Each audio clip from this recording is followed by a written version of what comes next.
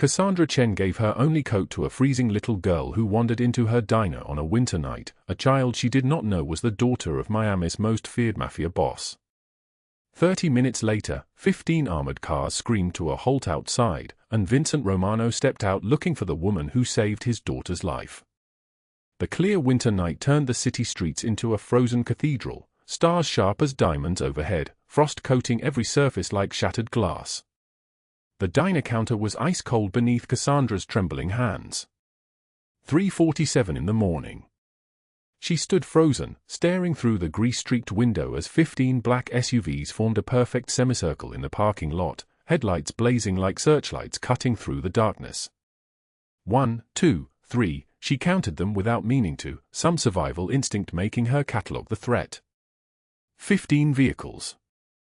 Men in black tactical gear pouring out like a military operation, boots hitting the pavement in synchronized precision.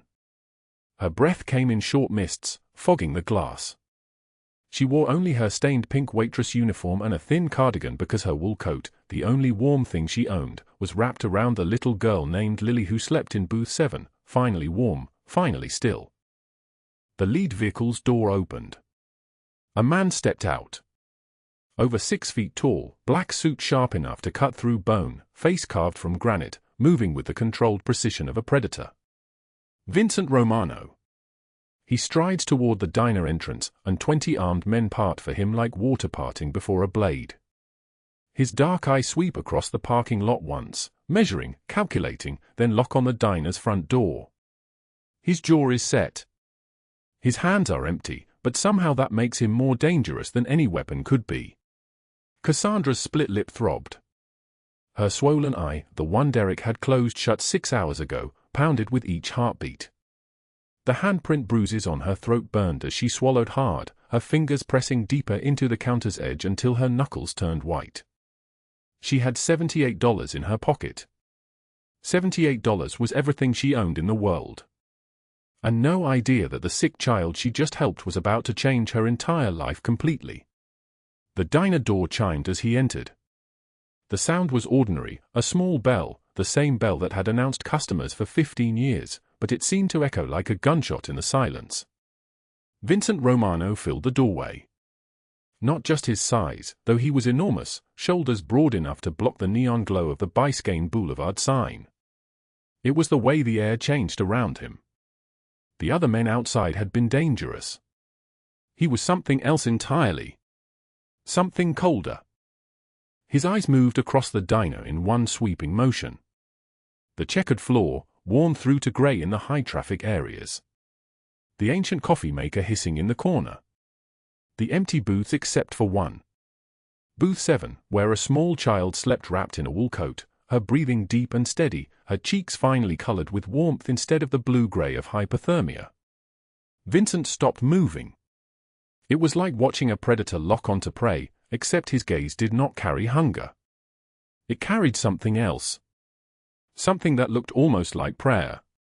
"That is my daughter," he said. His voice was deep and solid like an oath, like a vow carved in stone. Not loud. Quiet enough that someone standing outside might not have heard it. But Cassandra heard it. Everyone in the diner heard it, which meant everyone in Miami would hear it by sunrise. Cassandra's mouth was dry. She could not speak. Her lips would not move. Vincent's eyes shifted from Lily to Cassandra. He took in her swollen eye, her split lip, the handprint bruises blooming purple and black across her throat like a map of violence. He took in her cardigan that was too thin for a Miami December, her pink waitress uniform with its name tag still pinned over her heart, Cassandra. He took in the way she stood with her shoulders curved inward, making herself smaller, safer, invisible. He took in all of it without speaking. "Tell me what happened," he said. Cassandra's voice came out barely a whisper, trembling like a candle in the wind. She was outside. The girl.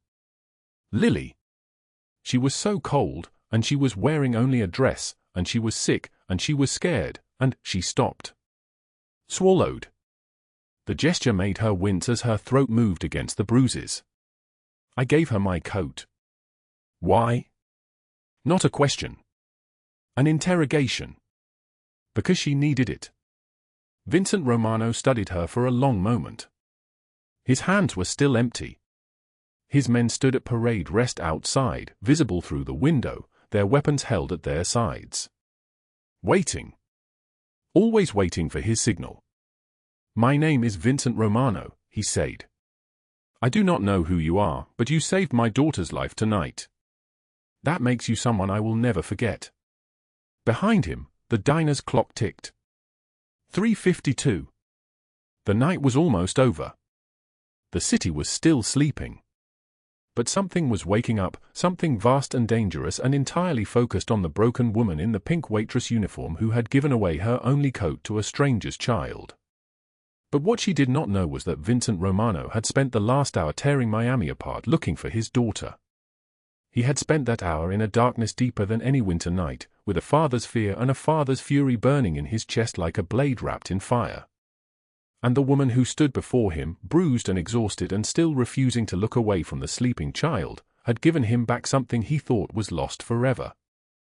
Before we continue, drop a like if this story hits you. Share it with someone who needs to hear it and subscribe so you do not miss what is coming tomorrow. Now let us go back to the beginning, to 18 hours earlier, when Cassandra Chen's nightmare truly started. 18 hours earlier, Cassandra had woken on the floor of a bathroom with no idea how she had gotten there. The light switch was broken. The single window showed only darkness and the reflection of her own face, or what remained of it, in the mirror. Her left eye was already swollen shut. Her lip was split. She pushed herself up with her hands and saw that her palms were bleeding from the impact. The bathroom tiles were cold. Everything was cold. She could hear Derek moving in the bedroom next door. His breathing was heavy, still angry. The sounds of him pulling on his clothes, the zip of his jeans, the clink of his belt buckle. She waited, trembling, knowing that if he came back, if he saw her trying to clean herself up, it would start again. The apartment was quiet except for the sound of Derek's boots on the linoleum, the screen door slamming as he left for work. She waited another 10 minutes, then pulled herself up and turned on the sink. The cold water made her gasp. She washed the blood from her hands, careful not to touch her face, afraid of what she might feel if she pressed her fingers against the damage. Cassandra worked the graveyard shift at Rosario's diner on Biscayne Boulevard. 12 hours of standing on her feet, of smiling at strangers who treated her like part of the furniture, of carrying plates that weighed more than she did. 12 hours of watching the clock and calculating tips, knowing that every dollar counted, every single one. Tonight she had earned $37.42.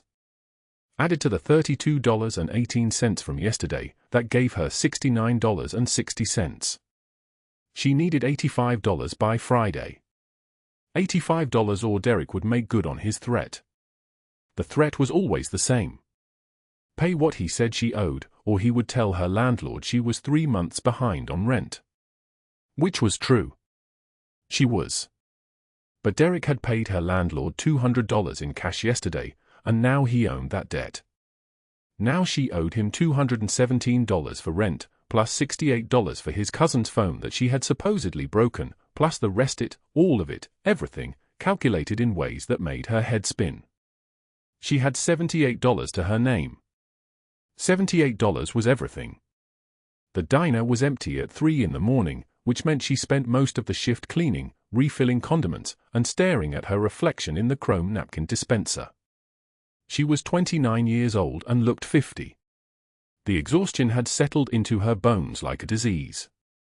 Her orthopedic shoes, required for her job because her feet had started giving out, were worn through at the heel.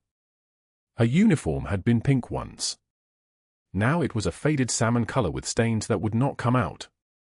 She was wiping down the counter when the bell chimed and the door opened. A small voice asked, very quietly, "Is anyone here?" Cassandra looked up. A child stood in the doorway, a girl no older than 7, wearing only a thin cotton dress with no coat, no shoes, just bare feet against the floor that had to be freezing. Her lips were blue. Her entire body was shaking so badly that Cassandra could see it from across the room. The girl's eyes were glassy, unfocused, the look of someone running a fever so high that the world had stopped making sense. "Come here, sweetie," Cassandra said. Her voice changed. It was no longer weary. It became something else. Something like a mother's voice. She gathered the child into her arms. Lily, that was the girl's name, though Cassandra would not know this until much later, was burning up with fever despite her shivering. She did not resist. She simply collapsed into Cassandra's embrace like she had been waiting for someone to hold her this entire time. Without thinking, without calculating the cost or the consequence, Cassandra took off her wool coat. It was the only warm thing she owned. She had bought it 5 years ago from a thrift store for $9, and it had kept her alive through 4 winters. She wrapped it around the child like a prayer. "Where is your mommy?" Cassandra whispered. Lily did not answer. She only closed her eyes and breathed, finally warm, finally still. 30 minutes later, 15 black SUVs would arrive. But in this moment, there was only the diner, the child, the coat, and a woman who had given away her only protection because someone else needed it more. The clock on the wall showed 3:47 a.m. Everything was about to change. 18 hours before the armored cars arrived, Cassandra Chen stood behind the counter at Sal's Diner on Biscayne Boulevard, her orthopedic shoes squeaking against cracked linoleum with every step. The heel of her left shoe had worn through completely, exposing the gray sock beneath, and the stain on her apron had layers: coffee from Tuesday, grease from Wednesday, someone else's spilled orange juice from this morning. It was 11:47 at night. The diner was nearly empty. 2 truckers sat in a corner booth, and a man who might have been homeless or might have just looked that way hunched over black coffee he had not touched in 20 minutes. Cassandra moved through the space like a ghost, quiet, faithful, invisible. She had worked this shift for 4 years. 6 p.m. to 6 a.m., 5 nights a week, which meant she had spent roughly 960 nights inside these walls, breathing air that never quite lost the smell of burned coffee and deep fryer grease. She was 29 years old, but her eyes belonged to someone much older, someone who had watched the world take things from her piece by piece and learned not to flinch anymore. At the corner booth, she collected the tips from the last table. 1s and quarters, mostly. She counted them slowly, the way she counted everything now, with the intensity of someone doing mathematics that meant the difference between staying and leaving. $42.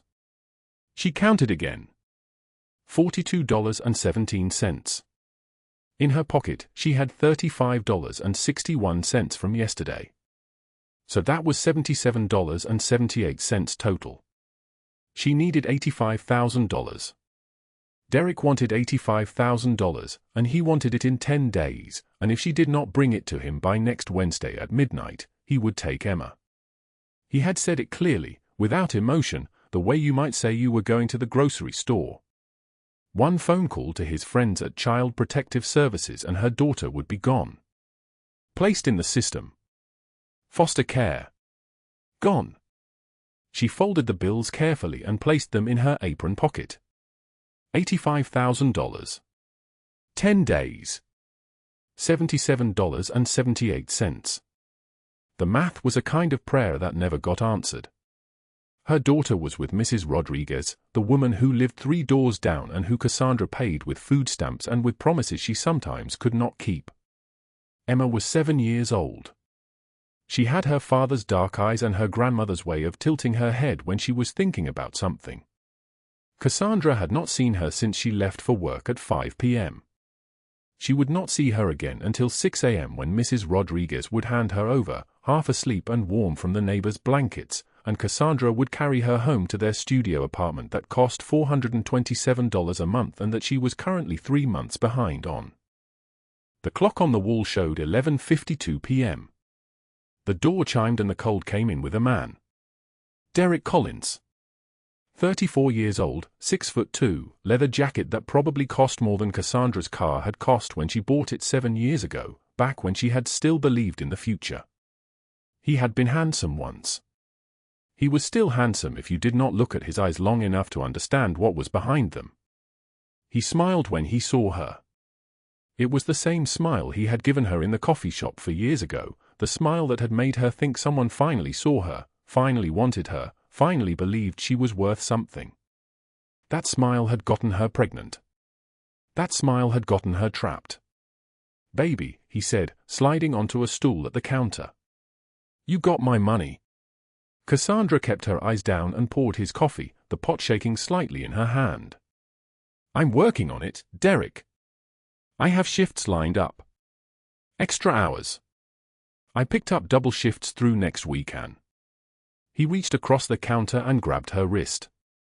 His fingers pressed into the bone, crushing the delicate structure of her hand the way you might crush something small and living just to feel it break.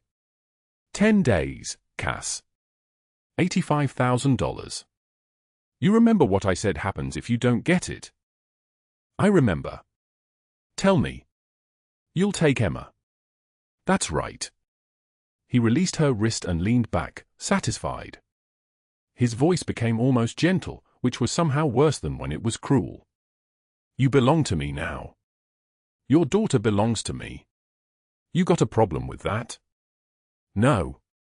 No what? No, Derek. No problem. He drank his coffee in 3 long swallows and left a $5 bill on the counter, which he seemed to think was generosity. He was gone by midnight. The door chimed and the cold rushed back out after him, and Cassandra stood very still, staring at the $5 bill, adding it to her mental calculation. $82.78. She had her break at 3 in the morning. She sat in the back office, on a folding chair that had been broken for 2 years, and took out the one thing of value she owned. It was a small gold locket, no bigger than her thumbnail, on a chain so delicate it looked like it might break if you held it too hard. Inside was a photograph, her mother, young and bright-eyed, holding an infant Cassandra against her chest. Her mother had been wearing this locket when the car accident happened 12 years ago. The funeral home had given it back to her in a small plastic bag, still warm from her mother's body.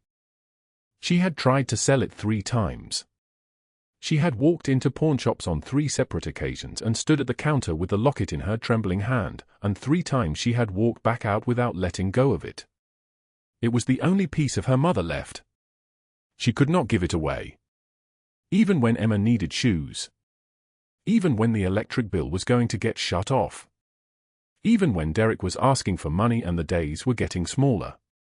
She held the locket for 7 minutes during her break, not opening it, just holding it, and then she put it back in her pocket against her heart and stood up to go back to work.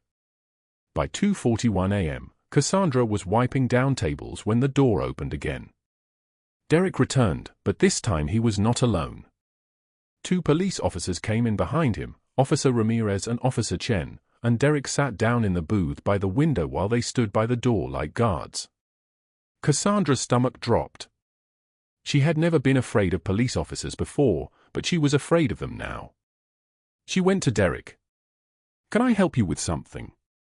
"Tell these officers what you did," Derek said. His voice was pleasant. "Tell them how you've been refusing to give me money for our daughter's care." "That's not what happened," Cassandra said. "Derek, can I talk to you?" "You've also been spending money on yourself," Derek continued. "Keeping it hidden from me. Making it impossible for me to take care of Emma properly." Officer Ramirez barely looked at her. He was staring at his phone. "This is a civil matter. You two have a child together. Figure it out."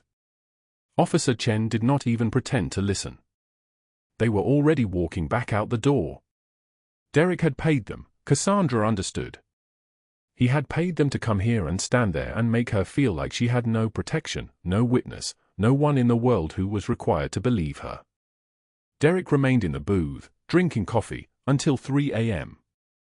When he finally left, he paused by the counter and leaned very close to her face.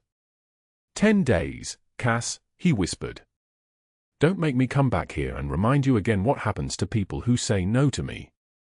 After he left, Cassandra went to the bathroom and locked the door and stood in front of the mirror and looked at the woman looking back at her. That woman had a small bruise on her upper arm from where Derek had grabbed her last Thursday. That woman had bags under her eyes. That woman looked like someone who was drowning very slowly and had almost forgotten what air felt like. At 5:30 a.m., 45 minutes before her shift ended, the back door opened and Derek was there in the alley. He had the look on his face that meant he had decided to hurt her. He had decided it before he came, the way you might decide to order coffee. "You think you can hold out on me?" His voice was steady, almost conversational. "You think you got some hidden money somewhere?" "No, Derek, no, I don't." "You think you can say no to me?" "I would never." He hit her once, his knuckles connecting with her cheekbone, and the world went bright and then dark. She tasted copper. She heard a ringing sound in her ears. Before she could understand what had happened, he hit her again, backhand this time, and her lips split open and blood ran down her chin and she tried to run, but he grabbed her throat with both hands and squeezed, and the world started to gray at the edges, and she could not breathe, and she was going to die here behind this diner, and who would take care of Emma? And then he let go and she collapsed against the dumpster, gasping, and he was gone. She had 45 seconds to compose herself before she had to go back inside. At 5:47 a.m., she looked in the bathroom mirror. Her left eye was beginning to swell shut. There was blood on her uniform. Her throat had already started to bruise, 5 finger marks, clear as a signature. She had 13 minutes until her shift ended. 13 minutes and then she could go home to Emma and hold her daughter and pretend that the world was not ending. She hid in the walk-in freezer for the last 13 minutes, the cold biting through her cardigan, her breath visible in small clouds. The freezer was so quiet she could hear her own heartbeat, steady and stubborn, still insisting on continuing even though she had given up on the idea of a future. She thought about her mother. She thought about Emma. She thought about the fact that she had $77.78 and $85,000 might as well be $85 million. She thought about giving up. But when the clock struck 6 a.m. and her shift ended, she clocked out, put on her coat, and walked toward home through streets still dark with the before-dawn cold, her swollen eye closed against the wind, her torn lip aching with each breath. What she did not know was that in 8 hours, a child would walk through the diner door. What she did not know was that she would give away her only warm coat to a stranger. What she did not know was that 15 black SUVs would arrive, and everything would change. The winter wind cut through the empty diner like a blade wrapped in ice, and Cassandra Chen did not notice. She was too busy scraping burnt residue from the grill, her swollen eye making depth perception impossible, her movements mechanical and slow. The clock on the wall read 2:33 in the morning. Outside, the temperature had dropped to 19 degrees, the coldest night Miami had seen in a decade. Stars blazed overhead like chips of ice, and frost coated the diner windows in crystal fractals that looked almost beautiful if you were the kind of person who could still see beauty. Cassandra was not. She did not hear the bell above the door chime. She did not hear the small footsteps on the black and white checkered floor. She only looked up when the silence of the empty diner changed, when the air shifted in a way that made her damaged nerves scream. A child stood by the entrance, no more than 6 years old, wearing only a thin cotton dress with a faded unicorn print. No coat.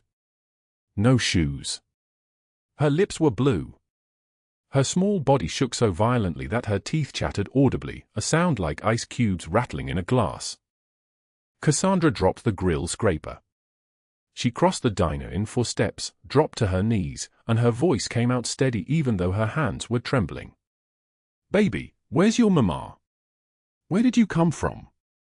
The child's voice was barely a whisper, each word interrupted by the violent shaking of her tiny frame. "I was playing in the car. It was warm. I fell asleep. Then I woke up and everyone was gone. I walked and walked and I was so cold."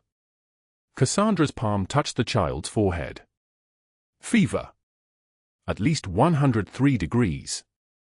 The girl coughed, a wet, rattling sound that came from deep in her chest, and Cassandra made a decision in the space between heartbeats. She unbuttoned her wool coat. The gray one. The second-hand one from Goodwill 3 winters ago.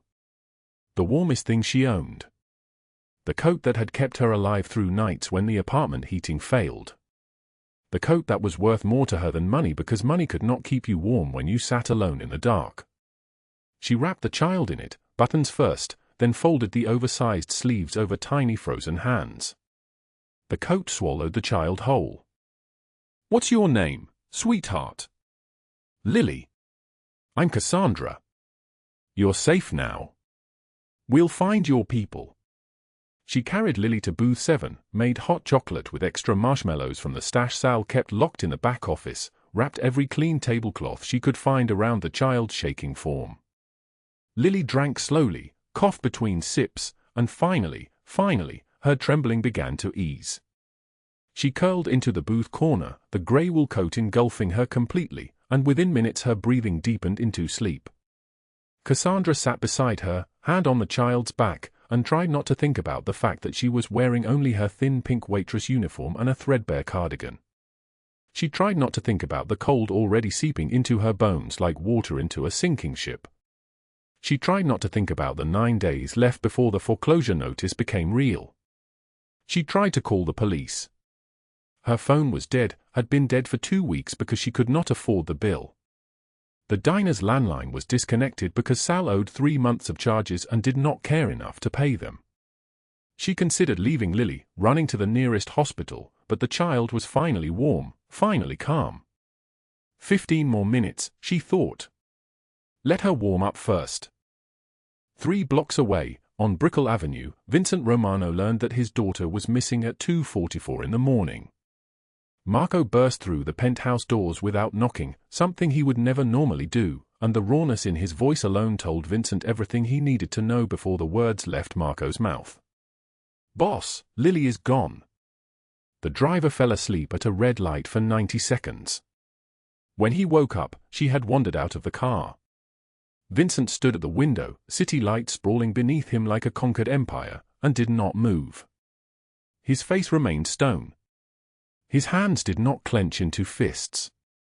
But his voice, when he spoke, dropped 10 degrees. Every man, every resource. Turn this city inside out. Now. The mobilization was swift and absolute. 15 armored SUVs deployed across Miami in perfect formation. 50 men on the streets within minutes. Every traffic camera feed accessed. Every hospital contacted. Vincent sat in the lead vehicle, Lily's unicorn stuffed animal clutched in his hand, and waited.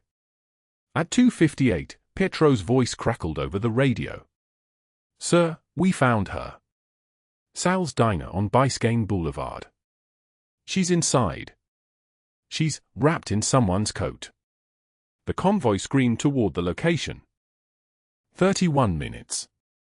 That was how long Cassandra had held Lily in booth 7, wrapped in a dying woman's wool coat, before the headlights flooded the parking lot. 15 sets of them, brilliant white against the frozen darkness, turning the diner interior into something harsh and exposing. Through the window, Cassandra watched them arrive.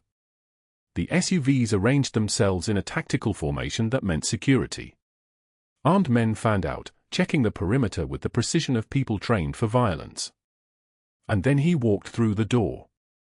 Vincent Romano was 6'3", 215 pounds of controlled danger in a black suit that cost more than Cassandra made in 6 months. His face was carved from granite, sharp jaw, prominent nose broken twice in his younger years, dark eyes that missed nothing and forgave nothing.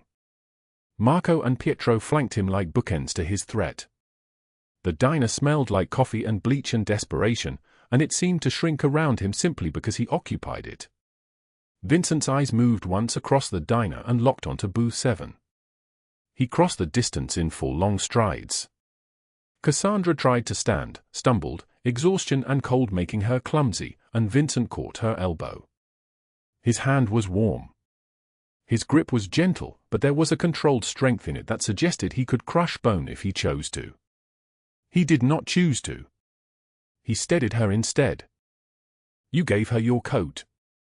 "Not a question." Cassandra nodded, confused and terrified in equal measure. She was cold. She was sick. Who are you?" Vincent lifted Lily into his arms with infinite care. The child stirred, mumbled a single word, "Daddy," and something in Vincent's expression fractured. Just for a second. Just long enough for Cassandra to see the terror underneath all that controlled power. The terror of a man who had lost everything once already and could not bear the thought of losing it again. "You saved her life," he said quietly. His voice was gravel and thunder mixed together. The temperature is 19 degrees. If she had been outside for 10 more minutes. He did not finish. He did not need to. Marco stepped forward with a blanket, cashmere worth more than Cassandra's monthly rent, and draped it over her shoulders. She flinched at the gesture, then clutched it close. I didn't know she was yours. She needed help. Vincent studied her face. The swollen eye. The split lip crusted with dried blood. The handprint bruises vivid purple on her exposed throat. He was reading her injuries like a map of recent violence, and his voice dropped to something dangerous. Who did this to you? It's nothing. I'm fine. You are not fine. He nodded to Pietro, who appeared with a medical kit and began cleaning her split lip with antiseptic, checking her eye for damage, wrapping ice in a clean cloth. Vincent watched every second, Lily asleep against his chest, and Cassandra realized she was looking at a man who had just been handed back something he thought he had lost forever. What's your name? He asked. Cassandra. Cassandra Chen. He tested the weight of it like he was memorizing how it sounded. Thank you is not enough for what you did tonight, Cassandra. If you need anything at all, you call this number. Pietro handed her a card. Plain black. Just a phone number embossed in silver. The man who hurt you. Does he have a name? Her hand went to her throat. It's complicated. It never is. Vincent turned toward the door, then paused. But I will not push. The number is there when you are ready. He walked out. The armored cars pulled away like a dream evaporating, leaving Cassandra standing in the empty diner, wrapped in cashmere, holding a black card, trying to understand what had just happened. She did not know that Vincent Romano had already decided to burn down her entire world in order to save it.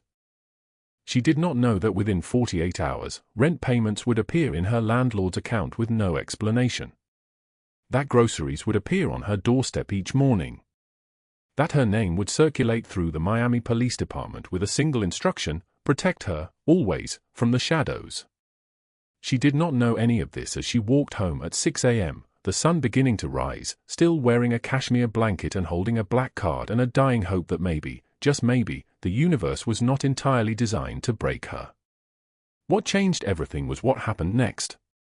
The clock on the diner wall read 2:07 a.m. when Derek Collins pushed through the glass door, Officer Ramirez trailing behind him like a shadow given flesh.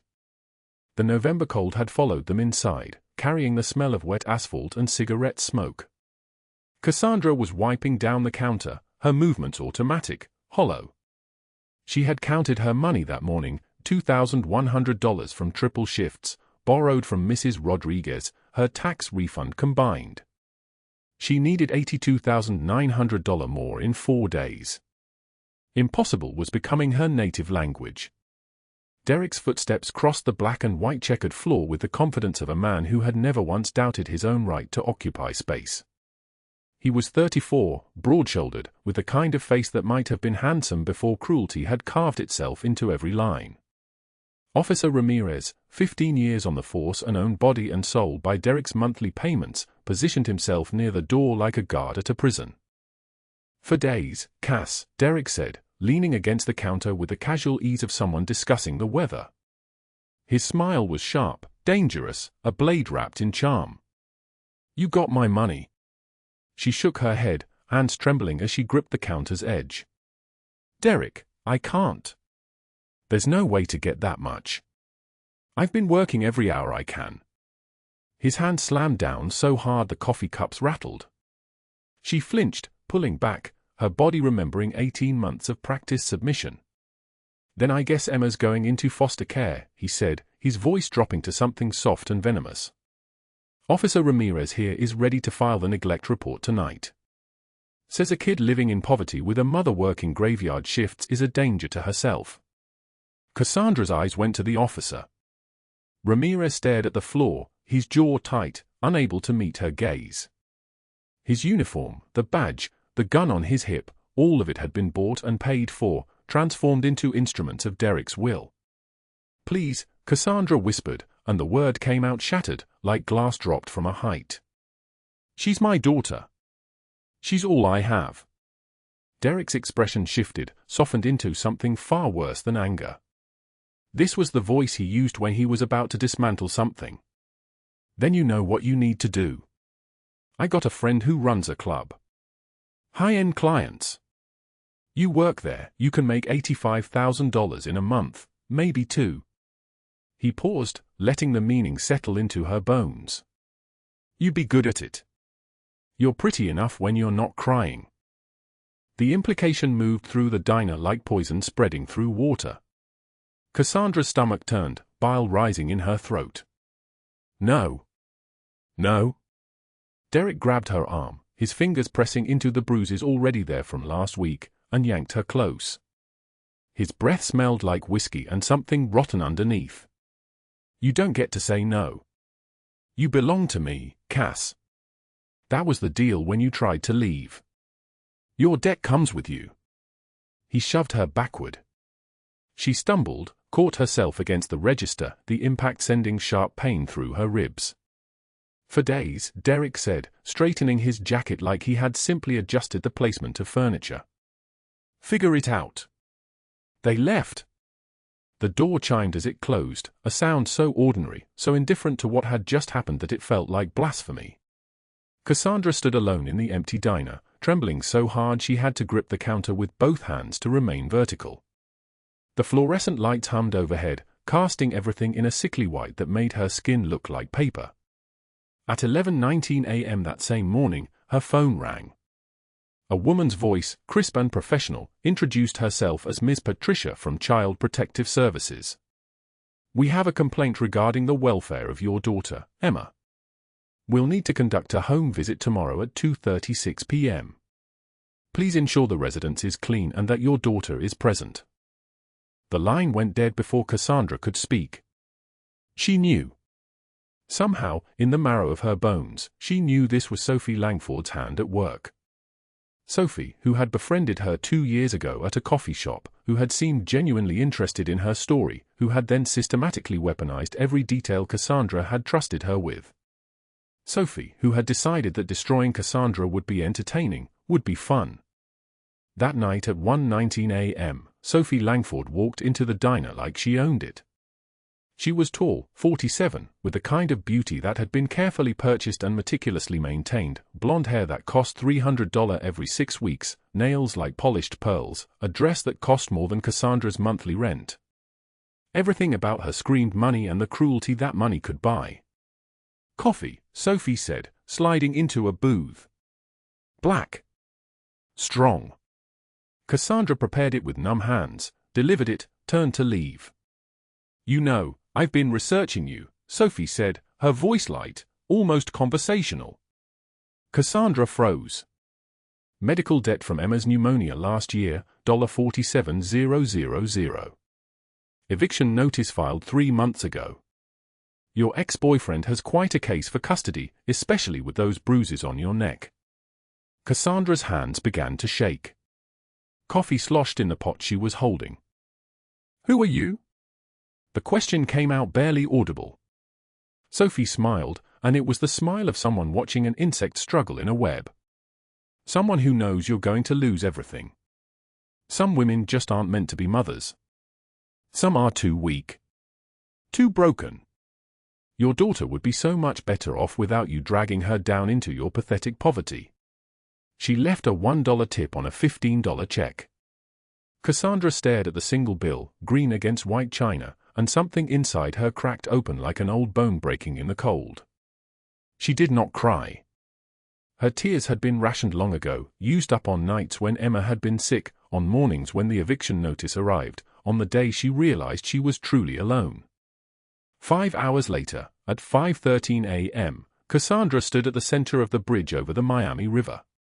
The clear winter night had returned, the kind of night that showed every flaw, every scar, every failure. Stars burned overhead with indifferent brightness. Frost coated the metal railings like diamond dust, beautiful and frozen and dead. The water below was black, moving slow, cold enough to stop a heart in minutes.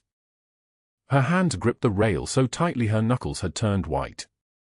The trembling had moved deeper, past muscle and into bone, into the place where hope goes to die. Internal monologue became prayer, became confession. Emma would be better off without her. Derek would take her, but at least she would be fed.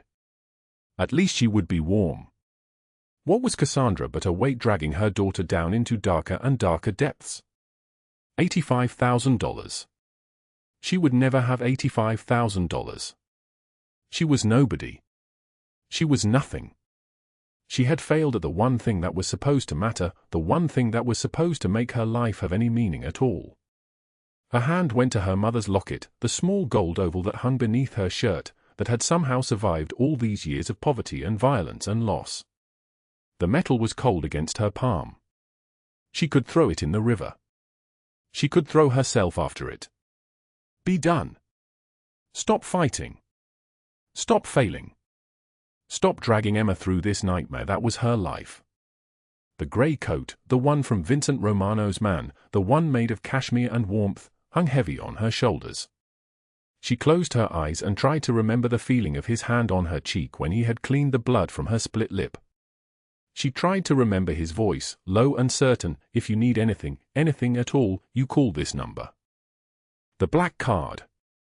The one with the silver number embossed across its face like a prayer she did not have permission to pray. Cassandra's numb fingers pulled it from her pocket. She stared at it in the pre-dawn darkness, knowing what one call would mean. Admitting that she could not do this alone. Surrendering the only thing she had left, her pride, her stubborn refusal to become anyone's burden. If she gave that up, what remained? She stood there for 17 minutes, maybe 18, the sky lightening to bruised grey in the east, frost melting on her eyelashes. Then a truck rumbled past on the road beyond the bridge, the driver laying on the horn, startling her back into her body. The small sound, just a horn, just a reminder that the world was still moving, that other people still existed, that things continued even when you decided to stop, pulled her back from the edge like a rope thrown into deep water. She pocketed the card. Turned away from the rail. Walked home to Emma. 3 days left. She would find another way. She always did. Meanwhile, on the other side of the city in his fortress of glass and steel, Vincent Romano was reading a file folder 3 inches thick. Marco had arrived at 9:41 a.m. with the complete report. Derek Collins. 18 months of documented extortion. Medical debt $47,000. Eviction notices. Police corruption. The bruises. The threats. The deadline in 3 days. Everything. Vincent's hands tightened on the folder, knuckles bone white against the manila. When he spoke, his voice was a whisper, which was far more terrifying than any scream. How long? 18 months, boss. Since she left him. The police? Paid off. Officer Ramirez gets $2,000 a month from Collins. Vincent set the folder down with infinite care, as if it might detonate if handled too roughly. He stood and buttoned his suit jacket with the deliberate movements of a man choosing exactly how to reshape the world. 15 years, Marco. 15 years you have worked for me. Have you ever seen me lose control? Marco hesitated, knowing the correct answer was dangerous no matter how it was delivered. No, boss. Good, Vincent said, and his smile was a blade. Because I am not going to lose control now. I am going to be very, very calm. And I am going to destroy them. 5 phone calls. One to Agent Cassandra Chen at the FBI, a woman who had waited a decade to take down dirty cops in Miami. Derek Collins, served on silver. The extortion, the recordings, Pietro's 3 days of surveillance, everything needed to build a case that could not be broken. Second call to his lawyer, pay off Cassandra's medical debt, all $47,000, anonymously, processed within 6 hours. Third call to his real estate contact, by Cassandra's building, forgive all back rent, eviction notice void by morning. Fourth call to the Real Child Protective Services, report filed against Sophie Langford for impersonation of a government official, fraud, harassment of a protected person. Fifth call to Marco, midnight tonight. 12 men. Collins's apartment. We deliver him gift wrap to the FBI. At 12:03 a.m., they breached Derek's apartment in Coral Gables. 12 men in black moved like ghosts, like smoke given purpose and direction. No sound. No warning. Derek woke to a gun barrel against his temple and Vincent Romano's face 6 inches from his own, so close he could see the absolute stillness in those dark eyes, the absence of mercy. Recognition flooded Derek's features. Terror followed immediately after. Vincent covered his mouth with one hand before he could scream. Listen very carefully. You have been hurting a woman under my protection. That ends tonight. Derek thrashed, tried to struggle, but Vincent pressed harder, his grip a cage of bone and will. In 14 minutes, the FBI will arrive. You will be arrested for extortion, bribery, assault, corruption of public officials. You will be charged federally. You will spend 40 years in a federal prison. Officer Ramirez will share a cell with you. Derek's face went white, the color draining like water from a cracked vessel. Vincent leaned closer, his voice dropping to something barely above a whisper. You wanted $85,000 from Cassandra Chen. I have deposited $85,000 in an account in your name. Drug money laundered through your business. The FBI will find it in their raid. Enjoy the additional charges. He released Derek's mouth. Derek tried to speak, to beg, to bargain, but Vincent had already stepped back. I could kill you, Vincent said, buttoning his jacket with the same careful precision he had used that morning. 8 seconds. No one would ever find your body. But that is too quick, too easy, too merciful. You are going to suffer legally, publicly, for decades. Every day in prison, you will remember this woman you tried to break, and you will know she is free and you are not. At 12:20 a.m., FBI vehicles surrounded the building. Agent Sarah Chen led the raid personally, warrant in hand, evidence compiled, case airtight. Derek was dragged from his apartment in handcuffs, sobbing, trembling like a cornered animal. News cameras caught every second. By morning, every channel would run the footage on loop. Sophie Langford's arrest was quieter but no less complete. Metro-Dade police arrived at her mansion at 1:19 a.m. with charges for fraud, impersonation, harassment, conspiracy. By daylight, her country club had revoked her membership. Her charity board had removed her name. The society pages ran the story with barely concealed delight. Socialite con artist targeted vulnerable women for sport. At 6:36 a.m., Cassandra finished her shift and checked her phone. 17 missed calls from Mrs. Rodriguez. When she called back, Mrs. Rodriguez was crying, "Media, turn on the news. Your ex-boyfriend. He's been arrested. FBI. It's everywhere." The diner television showed Derek in handcuffs, federal agents, the headline stark and real, extortion ring busted, corrupt officer also arrested. She could not breathe. Could not think. Could not process the unreality of it. Then her phone buzzed. Email from Mercy Hospital, your account balance is $0. The debt has been satisfied by an anonymous benefactor. Another email from her landlord, building sold. New owner forgives all back rent. Eviction notice cancelled. Cassandra sank into a booth, hands shaking.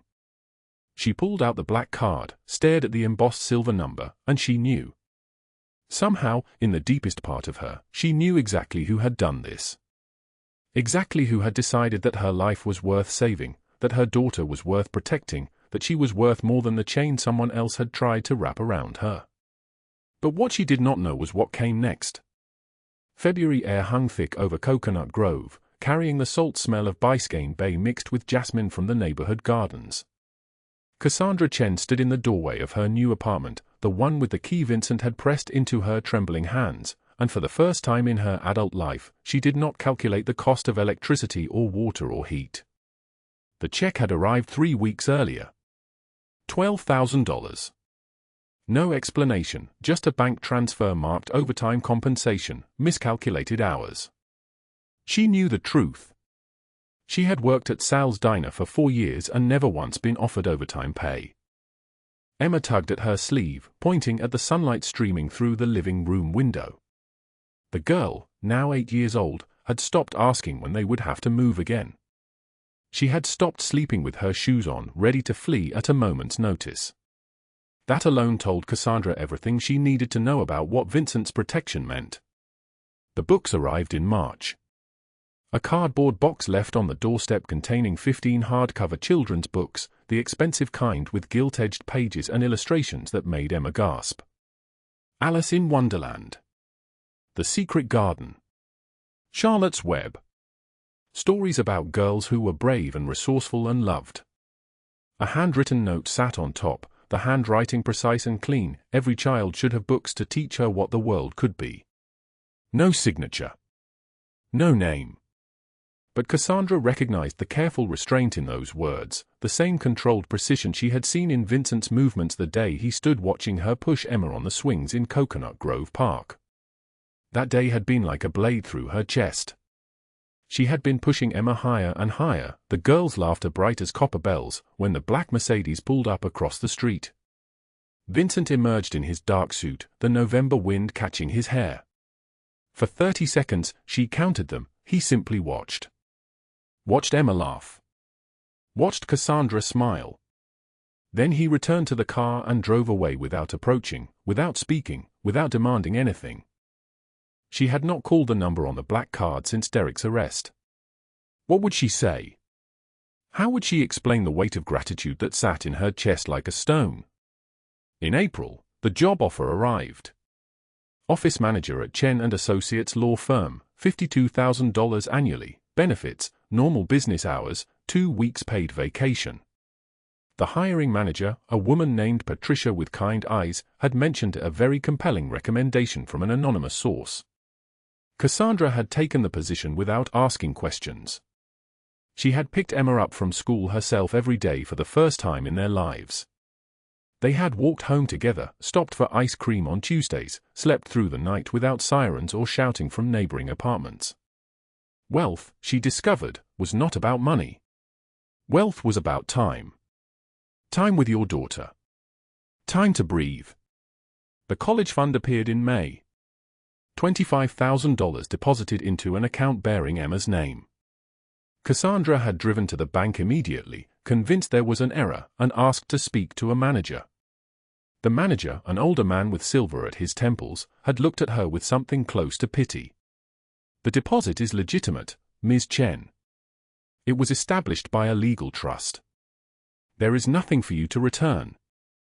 She had sat in the parking lot for 2 hours, crying in her car, overwhelmed by the reality that someone, Vincent, had decided her daughter's future was worth securing.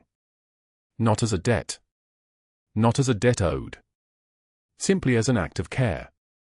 June arrived with longer daylight and the first warmth of summer. Cassandra had taken Emma to Biscayne Museum, walking through the gardens, the water glinting in the afternoon sun. She had never allowed herself to want things before. Want was dangerous. Want made you vulnerable. But watching Emma skip ahead, pointing at flowering plants and stone statues, Cassandra allowed herself to want this. This peace. This ordinary, beautiful life. A card came in July, addressed to her apartment in a child's careful printing. Inside, a drawing in crayon, 2 women, one tall and one small, both wearing grey coats. The taller woman had a smile. The smaller woman held her hand. The caption read, "Thank you for saving me. Love, Lily." Cassandra hung it on the refrigerator between Emma's school artwork and a photograph of her mother. She traced the crayon lines with her finger and let herself cry. August brought suffocating heat and the weight of silence. She had not spoken to Vincent in 6 months. She did not know if he had forgotten her, if her gratitude was expected payment for a debt that could never be squared. She did not know if calling would seem presumptuous, as though she owed him something more than thanks. At 8:16 p.m. on the 17th of August, her phone buzzed. An unknown number. She almost did not answer. Cassandra. His voice stopped her breathing. Deep. Careful. Like he was choosing each word with the precision of a surgeon placing stitches. Yes? I am glad you are well. A pause. The job. The apartment. These things are satisfactory. Vincent, you did too much. I can never repay. I do not want repayment. His voice hardened slightly. I wanted you safe. You are safe now. That is enough.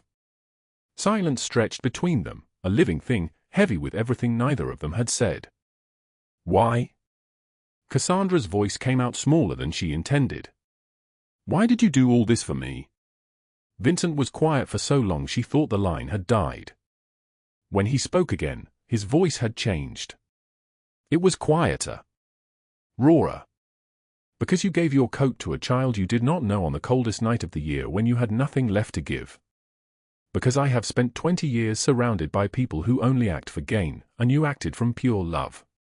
Because you reminded me what goodness looks like, and I thought I would never see it again. Cassandra's eyes burned. I'd like to see you again. If that's allowed. It is allowed. Dinner. Saturday. I will send a car. The line went dead. She did not sleep that night. She sat on the edge of her bed, her mother's locket in her hand, spinning it between her fingers. The photograph inside showed her mother at 19, holding infant Cassandra, both of them smiling like they knew nothing of loss. She pressed the locket against her chest and made a decision. She would show Vincent who she was. Not the grateful woman he had saved, but the woman who had chosen to give when she had nothing. She would show him that his care had not broken her. It had made her whole. Saturday came bright and cloudless. Vincent arrived at her door at 6 o'clock, stepping out of a black Mercedes in a charcoal suit, holding flowers, white lilies and white roses, and a stuffed unicorn with a silver manner for Emma. Emma hid behind Cassandra's legs, peeking out. Vincent crouched to her level, his movements careful, as though approaching a frightened animal. Hello, Emma. Your mother is a very brave woman. Emma whispered, Are you the man who helped my mom? I am. Emma's small hand emerged from behind Cassandra and pressed a drawing into his palm. 2 stick figures holding hands. One tall, one small. Vincent looked at the drawing like it was made of crystal, tucked it carefully into his jacket pocket, and straightened. Dinner was at a small Italian restaurant in Little Italy, a corner booth hidden from the street. No bodyguards visible, but Cassandra felt their presence in the careful way the other diners avoided their section. Vincent ordered for both of them, pasta, fish, wine, and they talked for 3 hours. About Lily, thriving in 2nd grade now, singing in the school choir. About Emma, who was writing stories and reading at a level 2 years above her grade. About Cassandra's job, the satisfaction of helping people navigate custody disputes and estate planning. About Vincent's empire, spoken of only in the broadest strokes, as though the details of his power were irrelevant. Lily asks about you, he said, twirling pasta around his fork. She wants to know when you will come to the penthouse. I didn't know she remembered me. She remembers everything. You gave her your coat. He looked at Cassandra directly. You gave her your life. I gave her my coat on a cold night. You've given me my life. Vincent set down his fork. We are equal in this, Cassandra. Do not diminish what you did by comparing it to what I could afford to do. When he drove her home, he walked her to the door. The night was humid and still, the sky dark except for the glow of streetlights. Vincent stood on the threshold with his hands at his sides, clearly unsure whether touching her would be permitted. I would like to see you again, he said. Cassandra reached out and placed her hand in his. His palm was warm, calloused at the edges from years of handling guns and money and the machinery of power. She squeezed gently. I would like that too. October and November dissolved into a montage of moments. Weekly dinners that soon included both Lily and Emma. Playdates at the park, where the 2 girls held hands and whispered secrets only they understood. A sleepover at Vincent's penthouse, where Emma had her own room decorated in soft yellow, and Cassandra had seen the nursery for the first time, pink walls, white furniture, a crib that had never held a living child. Vincent had stood in the doorway, his jaw tight. "Isabella," he said. "My daughter. Born silent. Stillborn at 7 months, 20 years ago." Cassandra had taken his hand, the one still holding onto the locket she had given him. "You're allowed to keep loving her. Loving someone new doesn't erase the past." By December, the first anniversary of the night Cassandra had saved Lily, something had shifted between them. They did not rush. There were no declarations, no pressure. Just steady, quiet care. Vincent would bring Emma books. Cassandra would cook dinner in his penthouse kitchen while the girls played in the living room. They would sit on the balcony overlooking Miami, watching the city lights multiply as darkness fell. Cassandra had transformed, though not because of money. She stood taller. Her eyes held light they had never held before. She laughed more easily, without the edge of desperation that had once cut through every smile. On the night of the anniversary, Vincent had arranged a dinner at Sal's diner. The same diner. He had bought it 6 months earlier, renovated it carefully to preserve its worn charm while adding warmth, new booths, better lighting, cleaner kitchen. Sal remained as manager, happier than Cassandra had ever seen him. When she walked in wearing the grey wool coat Vincent had given her, the replacement for the one she had sacrificed, she found the place transformed and sacred at once. Vincent waited in booth 7, Lily beside him. Emma ran ahead, climbing in next to her friend. The girls shared a hot chocolate, steam rising from white ceramic cups, exactly as they had the night everything began. Vincent stood as Cassandra approached.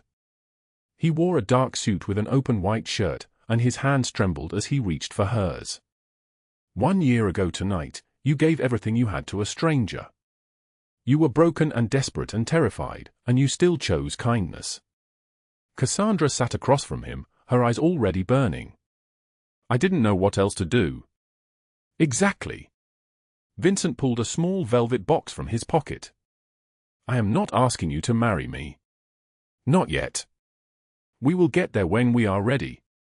This is something different." He opened the box. Inside lay not a ring, but a key. Gold, ornate, real.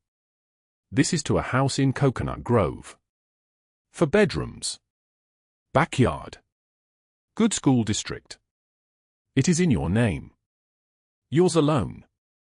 You are not dependent on me. You are not owned by anyone. You are free, and you are safe, and you are my equal." Cassandra stared at the key, tears flowing freely now. "Vincent, I can't." "You can. You will. Because you deserve it. Because you earned it the night you chose love over fear." She reached into her purse with shaking hands and withdrew her mother's gold locket.